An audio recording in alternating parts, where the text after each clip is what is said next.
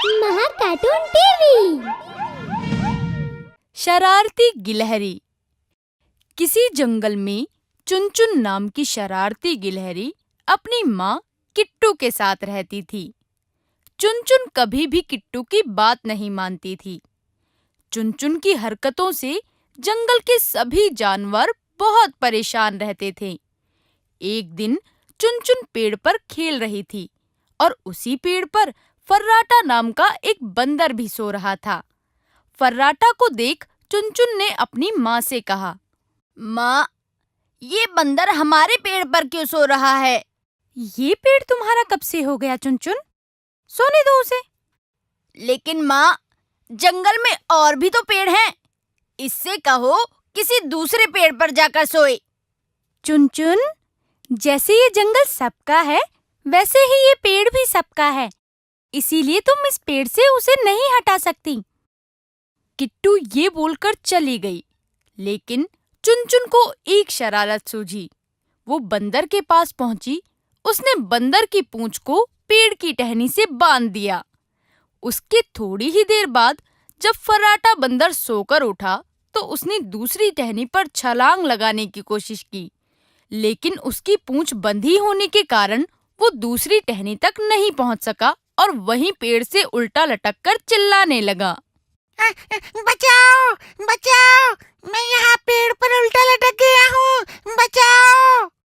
फर्राटा के चिल्लाने की आवाज सुनकर सभी जानवर वहां आ गए और तभी वहां मौजूद जंगल का राजा शेर सिंह बोला, अरे फर्राटा, तुम इतना चिल्ला क्यों रहे हो?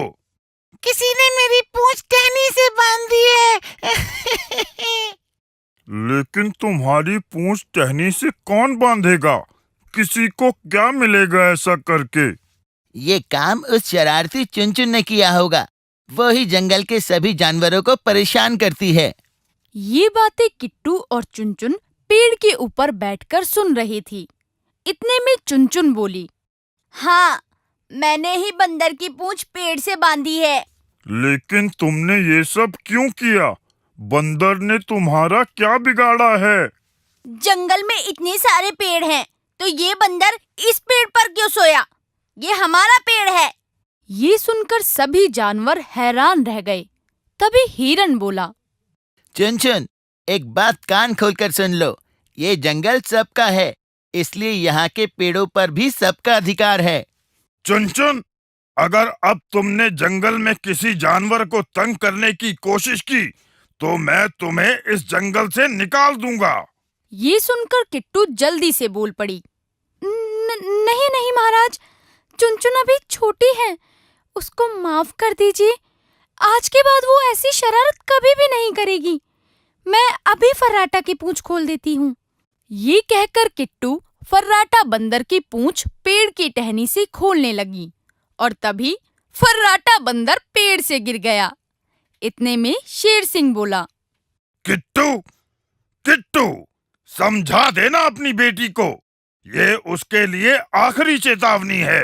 ये बोलकर शेर सिंह और जंगल के बाकी जानवर वहां से चले गए और किट्टू ने चुनचुन से कहा, चुनचुन, तुम ये शरारतें करना कब छोड़ोगी? तुम्हारी ये नासमझी किसी दिन तुम्हारे लिए मुसीबत बन जाएगी, समझी? किट्टू की बात का चुनचुन पर कोई असर नहीं हुआ। ऐसे ही कुछ दिन बीत गए कि तभी किट्टू को किसी काम से जंगल से बाहर जाना पड़ गया और उसने चुनचुन से कहा, चुनचुन, मैं एक जरूरी काम से जंगल के बाहर जा रही हूँ, लेकिन तुम यहाँ किसी को परेशान मत करना और जंगल से कहीं दूर मत जाना। ठीक है माँ, आप चिंता मत करो, मैं किसी को परेशान नहीं करूँगी। लेकिन चुनचुन की बात पर किट्टू को विश्वास नहीं था, इसीलिए उसने अपने पड़ोस में रहने वाले कालू कौवे से कहा, कालू भाई, मैं जंगल से बाहर जा रही हूँ, 1-2 दिन में वापस आ जाऊंगी। क्या तुम चुनचुन का ख्याल रखोगे? ठीक है किट्टू, लेकिन जल्दी आने की कोशिश करना। तुम्हारी बेटी को ज्यादा दिन तक संभालना मेरे बस की बात नहीं है। कालू भाई, चिंता मत करो, मैं जल्दी आने की कोशिश करूंगी। ये बोलकर किट्टू चली गई और चुनचुन वहीं जंगल में रहने लगी। एक दिन चुनचुन पेड़ पर अकेली बैठी सोच रही थी। माँ को गए हुए इतने दिन हो गए, क्यों ना मैं भी जंगल से बाहर जाकर माँ से मिल लूं। माँ मुझे देखकर कितना खुश होंगी। ये सोचते हुए वो पेड़ से उतरने लगी ताकि वो जंगल से बाहर जा सके। लेकिन पेड़ से उतरते हुए उसे कालू ने देख लिया और वो बोला, चुनचुन, तुम कहाँ जा रही हो? पेड़ से नीचे क्यों उतर रही हो? कहीं नहीं कालू अंकल, मैं तो बस पानी पीने जा रही थी। पानी पीकर जल्दी आ जाऊंगी। ठीक है, जाओ, लेकिन जल्दी आ जाना, रात होने वाली है। कालू की बात सुनकर चुनचुन वहां से चली जाती है और वो जंगल से बाहर जाने की कोशिश में रास्ता भूल जाती है।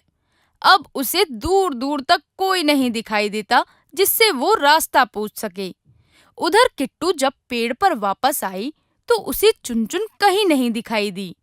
उसने कालू से पूछा, कालू भाई, चुनचुन कहाँ है? उसने थोड़ी देर पहले मुझसे कहा था कि वो पानी पीने जा रही है। उसके बाद वो अभी तक नहीं लौटी। कहीं वो किसी मुसीबत में न फंस जाए। हमें जाकर उसकी मदद करनी चाहिए। और रात भी होने वाली है। हमें अभी जाकर जंगल के सभी जानवरों को बताना चाहिए। ये कहकर किट्टू और कालू ने जंगल के सभी जानवरों को सारी बात बता दी। सभी चुनचुन को इधर उधर ढूंढने लगे, लेकिन वो कहीं नहीं मिली। तभी कालू को आसमान में एक बाज उड़ता हुआ दिखाई दिया। तभी कालू ने कहा, वो देखो, आसमान में बाज उड़ रहा है। इस समय ये बाज आसमान में क्या कर रहा है? लगता है वो अपना भोजन ढूंढ रहा है। हिरन की बात सुनकर किट्टू घबरा गई और बोली, कहीं ऐसा तो नहीं उस बाज की नजर मेरे किट्टू पर पड़ गई हो? तुम चिंता मत करो, मैं अभी अपने दोस्त मिट्टू तोते के साथ जाता हूँ और पता करता हूँ। हाँ, हाँ। ये कहकर कालू मिट्टू के साथ बाज का पीछा करने चला गया। उसने देखा कि बाज चुनचुन के ऊपर मंडरा रहा था। ये देखकर कालू समझ गया कि उस बाज का शिकार चुनचुन ही थी। उसने सारी बात जंगल के जानवरों को बता दी और वापस चुनचुन की मदद करने मिट्टू तोते के साथ चला गया। अब बाज ने मौका पाकर चुनचुन को अपने पंजों में दबा लिया। ये देखकर कालू बोला, मिट्टू, जल्दी उस बाज के पास चलो, नहीं तो वो चुनचुन को खा जाएगा। ये सुनकर मिट्टू और कालू आसमान में बाज से लड़ने लगी। वो दोनों बाज पर अपनी चोंच से लगातार वार करने लगे। इसी दौरान चुनचुन बाज के चंगुल से छूट गई। चुनचुन को नीचे गिरता देख जानवरों ने पत्तियों और घास से बना हुआ जाल नीचे बिछा दिया। चुनचुन उस नरम जाल पर आ गिरी। चुनचुन बेटा, तुम ठीक तो हो ना? हाँ माँ, मैं बिल्कुल ठीक हूँ। चुनचुन, हम तुम्हें इसलिए समझाते थे कि शरारत मत किया करो। देखा, तुम कितनी बड़ी मुसीबत में फंस गई। ये सुनकर चुनचुन अपनी माँ से बोली, मुझे माफ कर दो माँ, मैंने कभी आपकी बात नहीं सुनी। अब से मैं कोई शरारत नहीं करूँगी। अगर आपको हमारे वीडियोस पसंद आ रहे हों तो इन्हें लाइक करें, चैनल सब्सक्राइब करें और हमारे कार्टून शो सबसे पहले देखने के लिए बेल आइकन दबाना ना भूलें।